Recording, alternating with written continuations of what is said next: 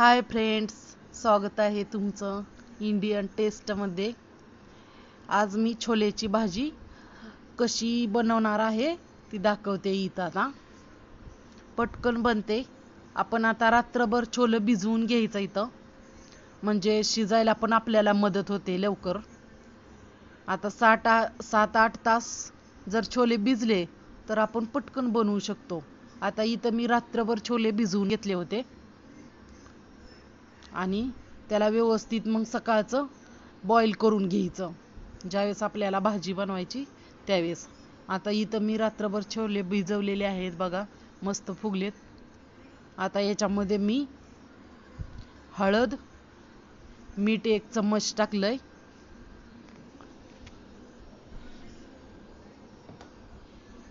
आणि हळद थोडीशी टाकली या चिमूटभर।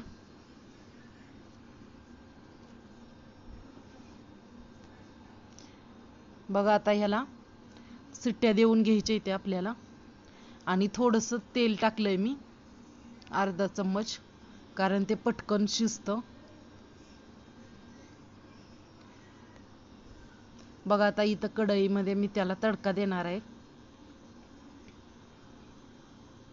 आता इथं मी 3-4 चम्मच तेल टाकलंय।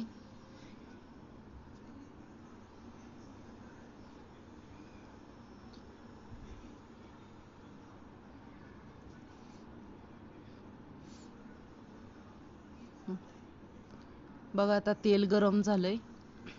तेलमध्ये आता कांदा टाकून घेतला मी 1 कट करून। आता त्याला व्यवस्थित आपल्याला भाजून द्यायचंय, छान असा त्याला भाजून घ्यायचा।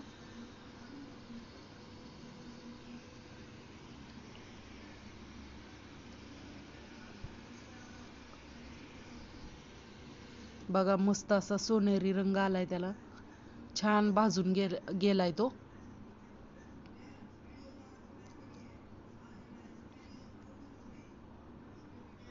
बघा आता इथं मी अद्रक लसणाची पेस्ट टाकली, बारीक करून घेतले त्याला।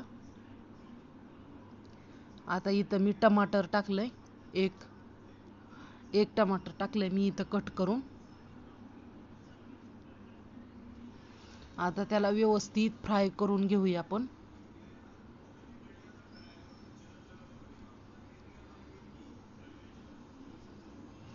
बघा आता इथं मी जिरे टाकलेत 1 चम्मच, एक म्हणजे थोडासा छोटा चम्मच।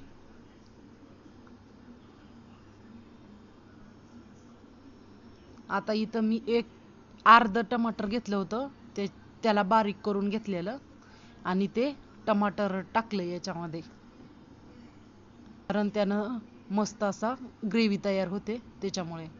आता इथं मिरची पावडर मी टाकली 1 चम्मच, काश्मीरी पावडर टाकली मी। आणि इथं हळद थोडीशीच टाकली, कारण पहिल्यांदा पण मी टाकली होती ना त्याच्यामुळं। आता इथं गरम मसाला मी टाकलाय 1 चम्मच। आता इथं मी छोल्याचा मसाला टाकते 1 चम्मच।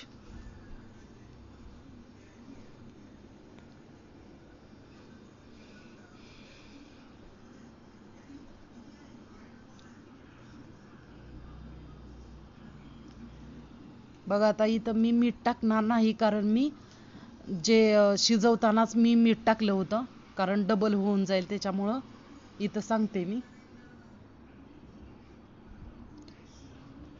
आता मस्त अशी ग्रेव्ही तयार झाली।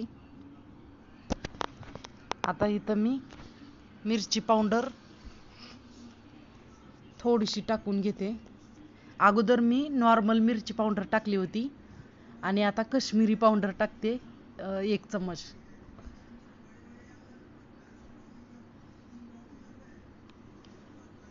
बघा आता इथं मस्त अशी ग्रेव्ही झाली। धने पावडर टाकली 1 चम्मच।